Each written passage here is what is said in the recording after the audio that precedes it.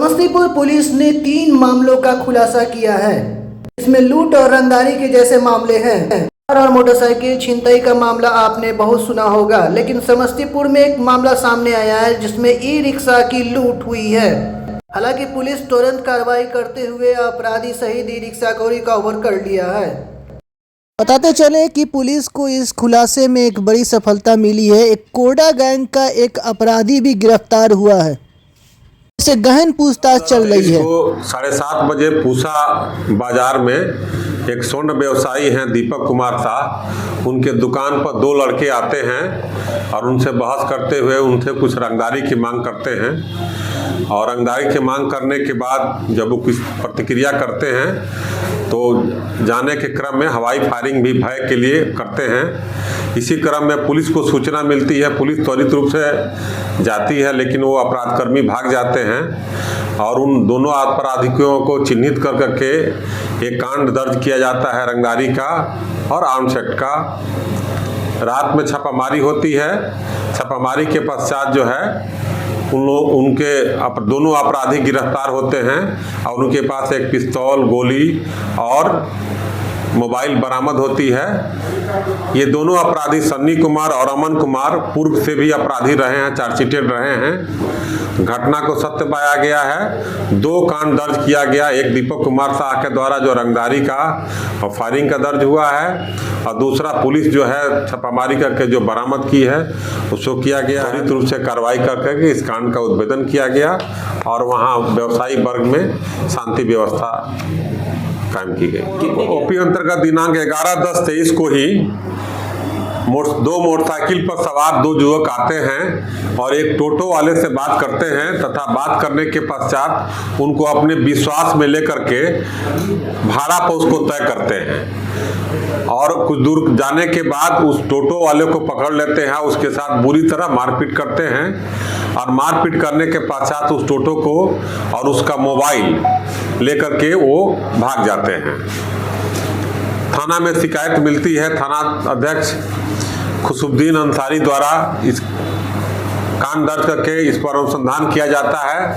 अनुसंधान के पश्चात जो है दोनों की पहचान होती है और दोनों को गिरफ्तार किया जाता है। एक जो है मोहम्मद अमन है जो मथुरापुर ओपी का ही रहने वाला है, दूसरा मोहम्मद मिराज है। इन दोनों से जब पूछताछ की जाती है तो वारिस नगर थाना अंतर्गत जो है ये अपनी बहन के यहाँ टोटो को छिपा कर रखा गया था।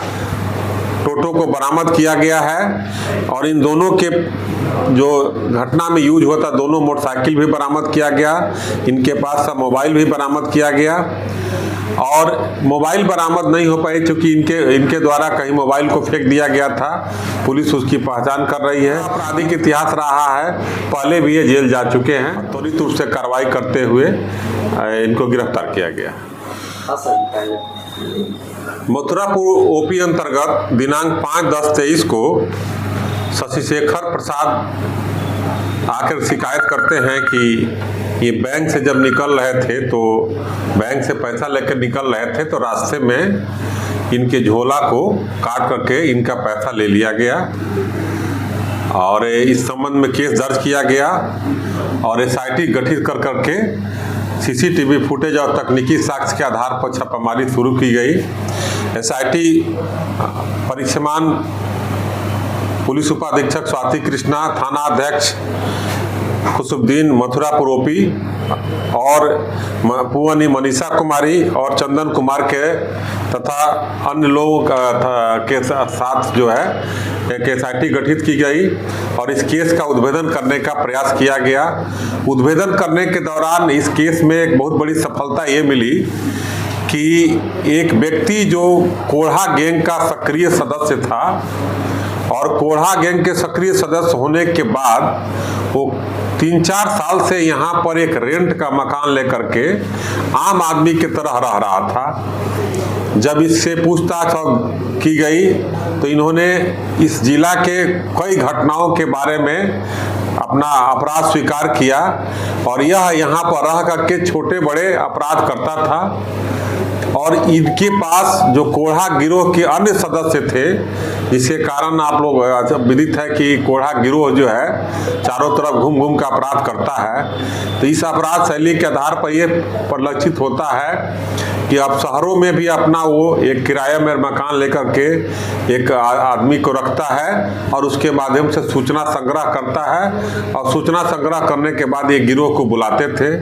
इस संबंध में जब इनकी विधिवत जांच हो रही है और इससे पूछताछ हो रही है ताकि ये कितने दिनों से रह रहे थे और कौन कौन घटना में अन्य थाना में भी ये अपराध किए हैं। एक मनोज यादव इनका नाम है, जो रोहतारा के रहने वाले बता रहे हैं, जो कोढ़ा थाना के अंतर्गत है। अभी तक नाम पता सत्यापित नहीं किया गया है। सत्यापित करने के लिए एक टीम को भेजी जा रही है और सत्यापन के पश्चात इनके बारे में अच्छी तरह से पता किया जाएगा। समस्तीपुर लोहिया आश्रम में डॉक्टर राम मनोहर लोहिया की पुण्यतिथि मनाई गई।